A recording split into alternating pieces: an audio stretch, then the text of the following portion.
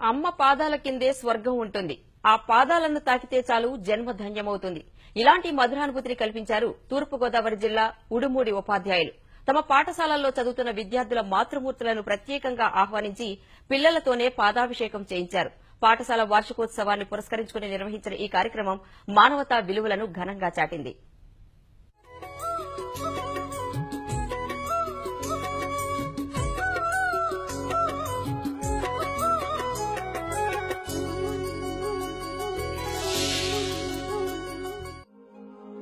తూర్పుగోదావరి జిల్లా పి గన్నవరం మండలం ఊడుమూడి గ్రామంలో మండల పరిషత్ ప్రాథమిక పాఠశాల వార్షికోత్సవాన్ని గుర్తుండిపోయేలా నిర్వహించారు ఉపాధ్యాయులు.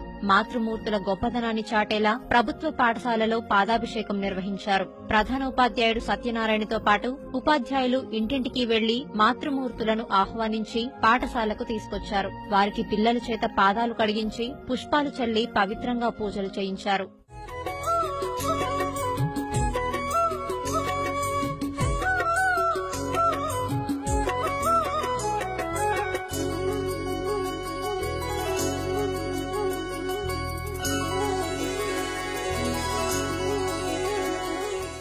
పిల్లలు ఇలా పాదాభిషేకం చేస్తున్న సమయంలో తల్లులు ఆనందపరవశులయ్యారు. తమ బిడ్డలకు ఉజ్వల భవిష్యత్తు కలగాలని అమృతాక్షింతలు చల్లారు.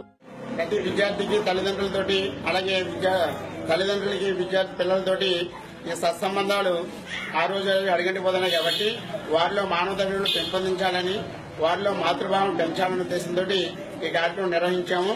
ఈ కార్యక్రమంలో పిల్లలందరూ కూడా తల్లికి పూజ చేసి ఒక పుష్పాన్ని ఫలాన్ని కూడా దక్షిణకి ఇవ్వడం జరిగింది. అలాగే తల్లులు వాళ్ళు చాలా ఆనందపడి ఆ పిల్లల్ని ఆదరించడం జరిగింది. ఈ కార్యక్రమం వల్ల ఈ పిల్లల్లో మానవతలు పెరుగుతాయని చెప్పేసి మేము ఆశిస్తున్నాం. మా కాళ్ళని తాకగానే కళ్ళల్లోంచి నీళ్లు తిరిగేటువంటి భావోద్వేగం కలిగింది. ఈ విధంగా చేయడం వల్ల మాకు బిడ్డల మధ్య ఉండే బంధాన్ని మెరుగుపరిచినట్లు అయ్యేసరికి టీచర్లకి అందరికీ ధన్యవాదాలు.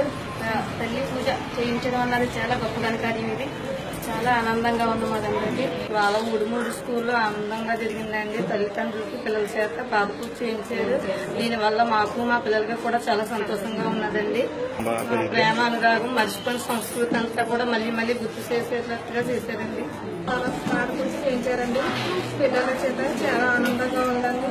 ఈ సంస్కృతిని జ్ఞాపకం చేయడం కూడా చాలా సంతోషంగా ఉందండి. మానవతం మంటకలుస్తున్న ఈ రోజుల్లో ఇలాంటి కార్యక్రమాలు విలువల ఉనికిని చాటేందుకు ఎంతో దోహదపడతాయని గ్రామస్తులు చెబుతున్నారు.